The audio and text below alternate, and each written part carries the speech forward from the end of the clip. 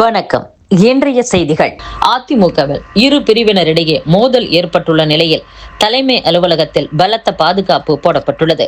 அதிமுகவில் இரு பிரிவினராக பொதுச் செயலாளர் எடப்பாடி பழனிசாமி ஒரு தரப்பிலும், முன்னாள் அமைச்சர்கள் CV. Shanmugam, S P. Velumani, C. Vijayabaskar உள்ளிட்டோர் மற்றொரு தரப்பிலும் பிரிந்து மோதலில் ஈடுபட்டுள்ளனர்.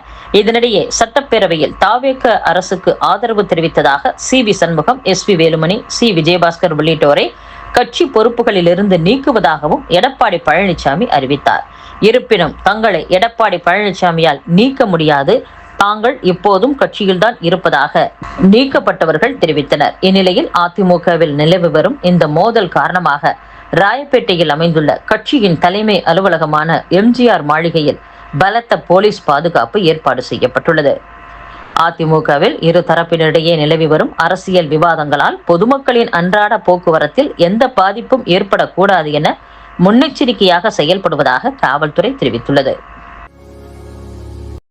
ஸ்ரீரங்கம் அரங்கநாதர் கோவில் சித்திரை தேரோட்டத்தில் பல்லாயிரக்கணக்கான பக்தர்கள் கலந்து கொண்டு தேரை வடம் பிடித்து இழுத்தனர்.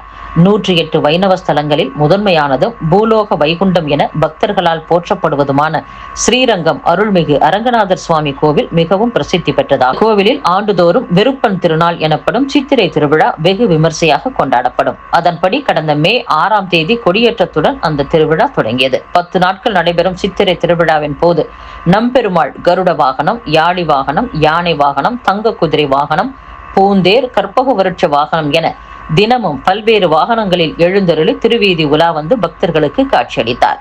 விழாவின் முக்கிய நிகழ்வான இன்று தேரோட்டம் நடைபெற்றது. இன்று காலையில் வெகு விமர்சையாக நடைபெற்ற தேரோட்டத்தில் பல்லாயிரக்கணக்கான பக்தர்கள் கலந்து கொண்டனர். புதுக்கோட்டை மாவட்டம் வேங்கை வயலில் நீர்த்தேக்க தொட்டியில் மனித கழிவு கலக்கப்பட்ட விவகாரம் தொடர்பாக முதலமைச்சர் விஜய் உடனடியாக வேங்கை வயலுக்கு செல்ல வேண்டும் என்று பாஜக தேசிய மகளிரணி தலைவர் வானதி சீனிவாசன் வலியுறுத்தியுள்ளார். 21 வயதுக்கு கீழ் உள்ளவர்களுக்கு மது விற்பனை செய்யக்கூடாது என டாஸ்மாக் நிர்வாகம் உத்தரவிட்டுள்ளது. தமிழகத்தில் புதிதாக அமைந்துள்ள தாவேக அரசு பொறுப்பேற்ற உடனேயே மாநிலம் முழுவதும் 717 டாஸ்மாக் கடைகளை மூட உத்தரவிட்டது. இந்நிலையில் 21 வயதுக்கு கீழ் உள்ளவர்களுக்கு மது விற்பனை செய்யக்கூடாது என பணியாளர்களுக்கு டாஸ்மாக் நிர்வாகம் உத்தரவிட்டுள்ளது. இதனை மீறுவோர் மீது துறை ரீதியான நடவடிக்கை எடுக்கப்படும் என்று எச்சரிக்கையும் விடுத்துள்ளது. சிறார்களிடையே மது பழக்கம் அதிகரிப்பதாக எழுந்த புகாரின் அடிப்படையில் இந்த நடவடிக்கையை டாஸ்மாக் நிர்வாகம் மேற்கொண்டுள்ளது. வாடிக்கையாளர்களின் வயதில் சந்தேகம் இருந்தால் அவர்களின் ஆதார் அட்டை, ஓட்டுநர் உரிமம் போன்ற ஏதேனும் உரிய ஆவணங்களை சரிபார்த்து மது விற்பனை செய்யப்பட வேண்டும் என டாஸ்மாக் நிர்வாகம் அறிவுறுத்தியுள்ளது. அரசியல் ரீதியான விமர்சன கருத்துக்களை பதிவிடும் எக்ஸ்தல பக்கங்களை முடக்கும் வகையில் தமிழக இணைய குற்றப்பிரிவு போலீசார் பிறப்பித்த நோட்டீஸுக்கு இடைக்கால தடை விதித்து சென்னை உயர்நீதிமன்றம் உத்தரவிட்டது. விஸ்வ இந்து பரிஷத் அமைப்பின் வட தமிழக தலைவர் சொக்கலிங்கம் சென்னை உயர்நீதிமன்றத்தில் தாக்கல் செய்த மனுவில் தமிழக அரசை விமர்சித்து கருத்துக்கள் பதிவு செய்யும் எக்ஸ்தல கணக்குகளை முடக்க இணைய குற்றப்பிரிவு போலீசார் கடந்த மே மாதம் 8ஆம் தேதி நோட்டீஸ் பிறப்பித்து உத்தரவிட்டுள்ளனர். அரசியல் ரீதியான விமர்சனங்களை முறையாக ஆய்வு செய்யாமல் பொது அமைதிக்கு பாதிப்பு ஏற்படுத்துவதாக கூறி எக்ஸ்தல பதிவுகளை நீக்குவதும் கணக்குகளை முடக்குவதும் கருத்துரிமைக்கு எதிரானது. பொது அமைதிக்கு பாதிப்பு மற்றும் வன்முறையை தூண்டும் வகையில் இல்லாத விமர்சனங்களை பதிவிடும் எக்ஸ்தல பக்கங்கள் கூட முடக்கப்பட்டுள்ளன. இது சட்டவிரோதமானது. எதற்காக தங்களது எக்ஸ்தல பக்கம் முடக்கப்பட்டன என்பது குறித்த தகவல்களும் அதன் பயனர்களுக்கு தெரிவிக்கப்படுவது இல்லை. எனவே இணைய குற்றப்பிரிவு போலீசார் பிறப்பித்த நோட்டீஸுக்கு தடை விதிக்க வேண்டும் என்று கூறியிருந்தது குறிப்பிடத்தக்கது. பாலாஜா அரசு மருத்துவமனையில் சிகிச்சைக்கு வந்த பெண்ணிடம் லஞ்சம் பெற்ற பெண் காவலரை பணியிடை நீக்கம் செய்து ராணிப்பேட்டை மாவட்ட எஸ்பி பே சிபின் அதிரடி நடவடிக்கை எடுத்துள்ளார். சனாதனத்தை ஒழிப்பேன் என பேசிய எதிர்க்கட்சித் தலைவர் உதயநிதி ஸ்டாலின் மீது நடவடிக்கை எடுக்க கோரி பேரவைத் தலைவர் ஜே.சி.டி. பிரபாகரிடம் புகார் மனு கொடுத்துள்ளதாக பாஜக சட்டப்பேரவை உறுப்பினர் போஜராஜன் தெரிவித்துள்ளார்.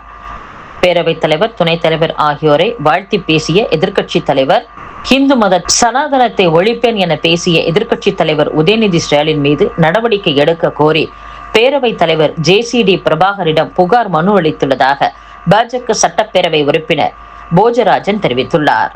இந்து தர்மத்தின் சனாதனத்தை ஒழிப்பேன் என்று சொல்லித்தான் ஆளும் கட்சியாக இருந்த திமுக இப்போது எதிர்க்கட்சியாக மாறியிருக்கிறது. உதயநிதி பேசியது குறித்து உரிய நடவடிக்கை எடுக்க வேண்டும் என பேரவைத் தலைவரிடம் புகார் அளித்துள்ளேன். அதேபோல தாவேக அரசு மீதான நம்பிக்கை வாக்கெடுப்பின் போது தமிழக அரசு பற்றி பேசாமல் மத்திய பாஜக அரசு மீது தேவையற்ற முறையில் திமுக கூட்டணி கட்சிகள் குற்றம் சாட்டியுள்ளன. இதுவும் அவை மரபுகளை மீறிய செயல். பிரதமர் நரேந்திர மோடி தமிழகம் மீது மிகுந்த பற்று கொண்டவர். சிறப்பான தமிழகம் உருவாக மத்திய அரசுடன் தமிழக அரசு உறுதுணையாக இருக்க வேண்டும். எனவே தேவையற்ற பேச்சுக்களை அரசியல் கட்சிகள் தவிர்க்க வேண்டும். ஒற்றை எம்எல்ஏ என பேரவையில் பாஜகவை கேலி பேசுகின்றனர். ஒரு காலத்தில் 2 எம்பிக்களை வைத்திருந்த பாஜக இந்தியாவில் ஆட்சியை பிடித்தது. தமிழகத்திலும் பாஜக ஆட்சியை பிடிக்கும் வாய்ப்பு உருவாகும் என்றும் போஜராஜன் பேசியுள்ளார்.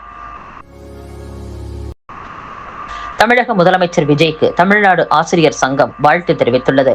தமிழ்நாடு ஆசிரியர் சங்கத்தின் மாநில தலைவர் ராமஜெயம், பொதுச் செயலாளர் வே சரவணன், பொருளாளர் ஜெகன் ஆகியோர் கூட்டாக அறிக்கை ஒன்றை வெளியிட்டுள்ளனர். அதில் தமிழகத்தின் புதிய முதலமைச்சராக பொறுப்பேற்றிருக்கும் தமிழக வெற்றி கழகத்தின் தலைவர் விஜய்க்கு வாழ்த்துக்களை தெரிவித்துக் கொள்கிறோம். தேர்தல் வரலாற்றில் தமிழக வெற்றி கழகம் என்ற புதிய கட்சியை தொடங்கி மக்களின் ஆதரவை பெற்று புதிய சகாப்தத்தை உருவாக்கி உள்ளீர்கள். பதவி ஏற்றவுடனே 200 யூனிட் வரை கட்டணம் இல்லாமல் மின்சாரம், பெண்கள் பாதுகாப்பு மேம்படுத்த விதமாக சிங்கப்பெண் அதிரடிப்படை உருவாக்குதல், போதைப் பொருள் தடுப்பு நடவடிக்கை போன்றவைகளை ஆசிரியர் சங்கம் வரவேற்கிறது. மேலும் தேர்தல் கால வாக்குறுதிகளை நிறைவேற்றி மக்களுக்கான அரசு என்பதை காண்பிக்க வேண்டும் என்று தெரிவித்துள்ளனர். அதிமுகவில் இருந்து வெளியேற்றப்பட்ட சசிகலா, டிடிவி தினகரன் உள்ளிட்டோரை மீண்டும் கட்சியில் இணைக்க பொதுச் செயலாளர் எடப்பாடி பழனிசாமி நடவடிக்கை எடுக்க வேண்டும் என்று எஸ்பி வேலுமணி எம்எல்ஏ வலியுறுத்தியுள்ளார். ஆன்லைன் மருந்து விற்பனைக்கு தடை விதிக்க கோரி நாடு முழுவதும் வரும் 20ஆம் தேதி மருந்தகங்கள் வேலை நிறுத்தத்தில் ஈடுபட உள்ளன. சுமார் 12.4 லட்சம் மருந்தகங்கள் இந்த வேலை நிறுத்தத்தில் ஈடுபட உள்ளதால் மருந்து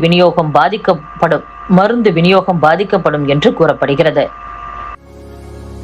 தாவேக அரசுக்கு ஆதரவளித்த எஸ்பி வேலுமணி, சி.வி. சண்முகம், நத்தம் விஸ்வநாதன் உள்ளிட்டோரின் கட்சி பதவிகளை பறித்த நிலையில் தனது ஆதரவு நிர்வாகிகளுடன் எடப்பாடி பழனிசாமி முக்கிய ஆலோசனை நடத்தவுள்ளார். ஆர்.பி. உதயகுமார், ஓ.எஸ். மணியன் உள்ளிட்ட நிர்வாகிகளுடன் அடுத்த கட்ட நடவடிக்கை குறித்து ஆலோசனை நடத்தவுள்ளதாக தகவல் வெளியாகியுள்ளது.